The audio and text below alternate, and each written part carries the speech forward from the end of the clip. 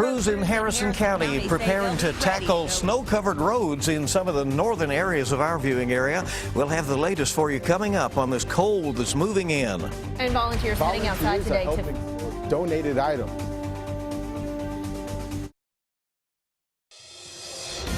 Tracking, alerting, protecting. This is WKYT This Morning.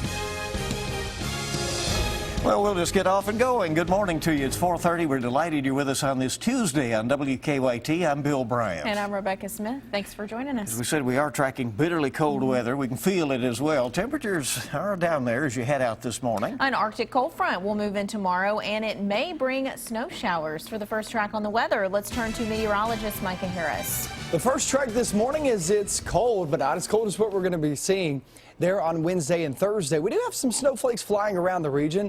It's not much. It won't amount to anything, but nonetheless, they are there. Don't be surprised. There's First Alert Defender live radar. And the best snow accumulation you can see is to the far northern zones up towards Cincinnati and northbound. So for much of our area, you can see some flurries, a few flakes. That's about it. 20s outside. We're at 30 there is the warm spot in Danville. 33 by the afternoon. We're not going to rise that much. That AM snow to the north, and then we get rid of some things and have a pretty calm afternoon. But going into Wednesday and Thursday, that big blast of cold air comes on in. We'll talk about how low these wind chills go, because they could be dangerous, and I'll have that coming up. Okay, we'll see you in a bit. Thank you. The further north you live, the better chance you had of getting snow overnight. In Harrison County, road crews tell us they were ready for any snow that came their way. The road department supervisor there says so far this winter has been relatively mild. By this time last year, the Harrison County Road Department had already spread 100 tons of salt on county roadways. We had 800 ton of pure salt that we could get, and we brought every bit of it in. When we finished the winter, we had about 150 ton of rock salt mix and about 50 ton of salt. That was it. The Harrison County Road Department is now stocked with around 1,000 tons of salt and more, ready to take on any winter weather that could be headed their way. Well, with dangerously cold air moving in, folks who help the homeless are getting donations together. Volunteers with the Catholic Action Center spent all day Monday sorting through blankets, coats, and other cold weather items. Those will be handed out to the homeless population. And later on in the evening, volunteers will be going out onto the streets of Lexington looking for anyone without a home. The homeless will be offered a warm place to stay, and they will receive coats and blankets. We'll be going with other people that live on the streets that are familiar with these places, and these people, they'll be acting as our guides. Volunteers say they helped 60 people when they searched for the streets for homeless last night, or I should say in November.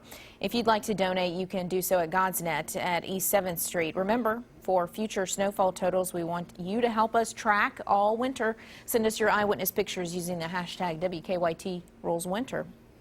New this morning, we're tracking a deadly crash out of Wayne County. It happened just before 6 o'clock yesterday on the Kentucky 90 bypass in Monticello. The coroner tells us that both drivers died after a head-on collision. There were no additional passengers in either vehicle. The names of the victims have not been released, and the coroner is investigating what may have caused that head-on crash. WKYT News has learned that a Mercer County woman is behind bars after deputies say she shot her husband. They say 41-year-old Sandra Peevler had a disagreement with her husband, David Peevler, at their home on Catlett Lane. Deputies say that's when she shot him. Sandra Peevler was arrested overnight, and she's facing assault charges. David Peevler was flown to UK Hospital. No word yet on the extent of his injuries. The National Guard soldier hit by an SUV outside a Lexington bar is saying goodbye and thanks to the community for support. WKYT has learned that Noel Espino, severely injured 16 weeks ago, is leaving UK Hospital this week and will continue his recovery at a VA hospital out in California. That's where he's from. This is a picture from Sunday of Espino giving a thumbs up from his hospital bed, along with his wife Rose and Lexington Catholic priest Norman Fisher. In a thank you letter to the community, the Espinos say Lexington showed their true colors and were more than supportive throughout this trying time for our family. For this, we are truly grateful and blessed. They say Noel, who is from Guam, has a long road of recovery ahead. One of his legs was amputated. Police say he was hit by an SUV outside a bar on Euclid Avenue. The suspected drunk driver pleaded not guilty. Some tense moments at Bluegrass Airport as emergency crews thought a plane could be in trouble. American Airlines officials say one of their planes approached Lexington and the landing gear light came on in the cockpit last night. Officials say that meant something could have been wrong. The pilot then went through his checklist, which is protocol, and kept the plane in the air, circling over Bluegrass Airport. Officials say the pilot did not find any problems during that checklist and the plane landed safely. The plane was scheduled to land in Lexington anyway. It had taken off from Dallas. Well, this morning we're tracking the investigation into a fire that destroyed much of a Rockcastle County home. The fire broke out around 4 o'clock Monday afternoon along Scaffold Cane Road north of Mount Vernon. Firefighters say they could see flames shooting up out of the house when they got there. These are eyewitness pictures from the scene. Firefighters were able to get the fire under control. No one was injured. Firefighters are still trying to figure out what caused this. This morning we're learning more about a Lincoln County man whom investigators say died in a fire at his home. The fire started Monday morning at a home on Maywood Drive. Family members say the victim, 54-year-old Danny Bailey, lived in the house alone. They say he was devoted to farming and to his parents. First thing he done was when he got up in the morning, he'd go to my mom's and help mom with dad getting up out of bed. Family members also say Danny Bailey will be remembered for his kindness toward others. Firefighters are still investigating what caused the fire. They do not suspect anything suspicious. Well, he tells us he didn't mean any harm, but police say a man they arrested outside the state capitol had multiple guns and ammunition in his truck. Police say Kenneth Stewart led them on a chase from Anderson County to Frankfort over the weekend. They stopped him just outside the state capitol. According to his arrest citation, police say Stewart told them he was angry with the government and said he was going to, quote, take care of business. But from jail today, Stewart said he never intended to use the guns. If I was killed up on the Capitol grounds and people knowing how I felt about those things, that it may accomplish at least something. You know, that maybe it would be a wake-up call. I never wanted anyone to be hurt. Never, never. Stewart says he now regrets what happened. He's facing 9 charges, including fleeing, evading, and terroristic threatening. Well, they say it's bad and only getting worse. Doctors say this flu season is packing quite a punch. And the number of flu cases in Kentucky continues to rise, and doctors at UK Hospital say they're seeing many more flu cases than they would normally see this time of year.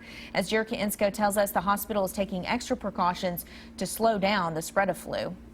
113 confirmed cases of the flu, and that's just at UK Hospital so far. Well, you know, we started in October looking at the flu season, and it's 15 to 20, and then all of a sudden in a day or two, and it's 50, and it's maintaining 50. That's how many patients Kimberly Blanton, the Enterprise Director of Infection Prevention and Control, says UK healthcare facilities saw with flu-like symptoms on Monday alone. We are certainly earlier. We have more cases at this time this year than we had last year in the last couple of years. This doctor and many others want to stop the spread of flu, so they're recommending the flu shot. It's still the best preventive medicine we have for preventing the flu, which is still effective, according to this doctor. So what we've seen this year is one of the strains that has predominated for the flu season has changed a little bit and is different than one of the strains that's in the flu vaccine. So it's not covered very well. So they're taking other precautions within UK Hospital. We have asked that no children under 12 visit, only 2 visitors in a patient's room at a time. We could ask that a family or a visitor put on a mask or wear other personal protective equipment. The Centers for Disease Control and Prevention calls it an influenza epidemic. It's hard to say exactly how high they're going to go. Something UK Hospital wants to stop in its tracks. In Lexington, Jerka Insko, WKYT. And right now there are 20 people being treated at UK Hospital who doctors say have tested positive for the flu. Well, 2014 saw the fewest number of coal mining related deaths in U.S. history. The Mine Safety and Health Administration said 16 coal miners died on the job last year. It's a new record low. Coal mine employment has dropped in Appalachia in recent years, but federal officials say current coal employment is similar to what it was around 10 years ago when there were twice as many yearly deaths. Well, today, Kentucky Senator Mitch McConnell will officially become the U.S. Senate Majority Leader. The new Congress will convene today with Republicans in charge of both the U.S. House and U.S. Senate. It's the first time in 8 years that Republicans will control the Senate. Senator McConnell and President Obama have said they'll work together despite differences on many issues. And the Kentucky General Assembly also begins its 2015 session today in Frankfort. The session will last 30 days, but this week lawmakers will only focus on electing legislative leaders and setting up committees, among other organizational work. Kentucky Governor Steve Beshear will deliver his final State of the Commonwealth address tomorrow. Lawmakers will then leave Frankfort Friday and return February 3rd for the second part of the session.